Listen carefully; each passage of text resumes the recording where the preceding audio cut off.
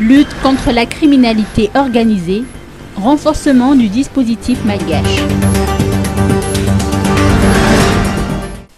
Deux experts du Conseil de sécurité des Nations Unies se trouvent dans nos murs et dispensent une formation de 3 jours depuis le 25 février dernier à l'endroit des acteurs nationaux et organismes d'application de la loi tels que le ministère des Affaires étrangères, la Gendarmerie nationale, la Police nationale, la douane, Interpol, Bianco et le SAMIFIN. La formation a pour objectif le renforcement de capacités axé notamment sur l'amélioration des résolutions 1267 et 1373. Le directeur général du SAMIFIN nous apporte plus de précisions. Ce sont deux résolutions qui font partie des recommandations du GAFI et auxquelles on doit se conformer. Et justement pour mettre en œuvre ces résolutions, il est nécessaire pour toutes les parties prenantes de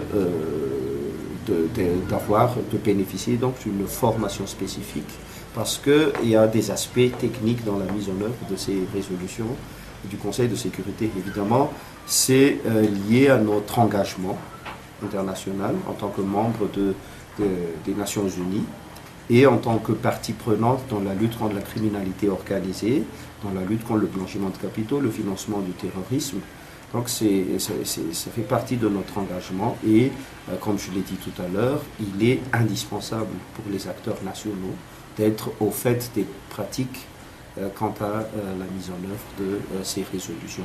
Ce sont des résolutions qui sont en rapport avec la lutte contre le terrorisme, dont le financement du terrorisme, le blanchiment de capitaux qui pourrait intervenir dedans, et lutte également contre la prolifération des armes de destruction massive.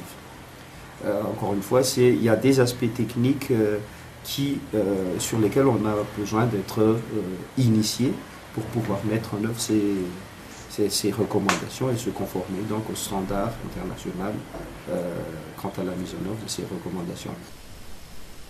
Cette formation s'inscrit aussi dans l'effort du SAMIFIN de renforcer le dispositif malgache de lutte contre la criminalité organisée et spécifiquement contre le financement des capitaux et le financement du terrorisme.